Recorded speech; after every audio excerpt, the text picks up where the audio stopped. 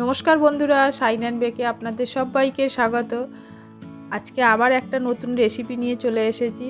আজ আমি আপনাদের সাথে একদম সহজভাবে বরবটি বাটার রেসিপি শেয়ার করব। এর জন্য কিছুটা পরিমাণ বরবটি নিয়ে নিয়েছি। বরবটিগুলোকে এরকম ছোট ছোট টুকরো করে কেটে নিয়েছি। এবার এইগুলোকে জলে খুব ভালোভাবে ধুয়ে নেব।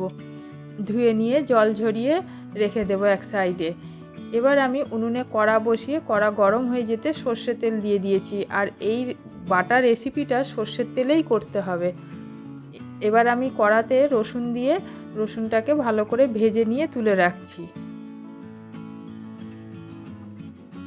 ওই তেলের মধ্যেই আমি 4-5টা শুকনো লঙ্কা দিয়ে দিলাম।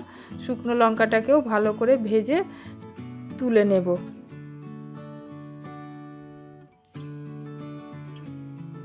এবার ওই কড়াতেই আর একটু পরিমাণ তেল দিয়ে দিলাম, দিয়ে একটা বড় সাইজের পেঁয়াজ কুচি ওর মধ্যে দিয়ে ভেজে নেব। পেঁয়াজটা লাল লাল করে ভাজবো না, শুধু একটু নরম হয়ে গেলে তুলে নেব। এবার কড়াতে আর অল্প পরিমাণ তেল দিয়ে দিলাম, দিয়ে এবার ধুয়ে রাখা বরবটিটা ভেজে নেব। তবে বরবটি এখানে ভাজার সময় গ্যাসের ফ্লেমটা জোরে রাখবো না, মিডিয়ামে রাখবো।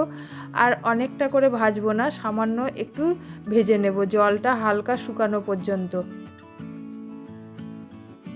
এবার সব বরবটিগুলো তুলে নিচ্ছি।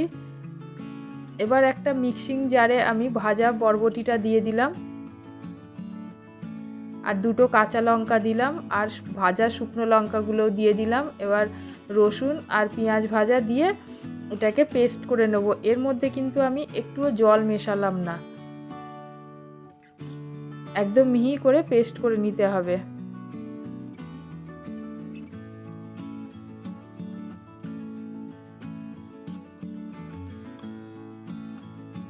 এবার কড়াতে আবার সর্ষের তেল দিয়ে দিলাম। সর্ষের তেল গরম হয়ে গেলে এর মধ্যে কালো জিরে ফোড়ন দিলাম। ফোড়ন থেকে সুন্দর গন্ধ বেরোলে বেটে রাখা বরবটিটা এর মধ্যে দিয়ে এবার পরিমাণ মতো লবণ দিয়ে দিলাম। দিয়ে ভালো করে তেলের সাথে বরবটিটাকে মিশিয়ে দিতে হবে। এইভাবে যেন কালো জিরে ফোড়ন আর তেল একসাথে খুব ভালোভাবে বরবটির সাথে মিশে যায়। এখানে গ্যাসের ফ্লেমটা লোতে রাখবো, রেখে বেশ কিছুক্ষণের জন্য রান্না করে নেব। আর কিছুক্ষণ পর পর এটাকে এরকম উল্টে পাল্টে নিতে হবে, যাতে এক পিঠটা ভাজা হয়ে গেলে আবার উল্টে দিয়ে এটাকে আর এক পিঠ ভালো করে ভাজতে হবে। এইরকম উল্টে পাল্টে নিয়ে এটাকে ভেজে নিতে হবে। তাহলে বন্ধুরা, আমার এই বরবটি বাটার রেসিপিটা আপনাদের কেমন লাগলো অবশ্যই জানাবেন। আর আপনারাও ঠিক একই পদ্ধতিতে একবার বরবটি বাটা রেসিপিটি বাড়িতে বানিয়ে দেখবেন, আর কেমন হয়েছে অবশ্যই আমাকে কমেন্ট বক্সে জানাবেন।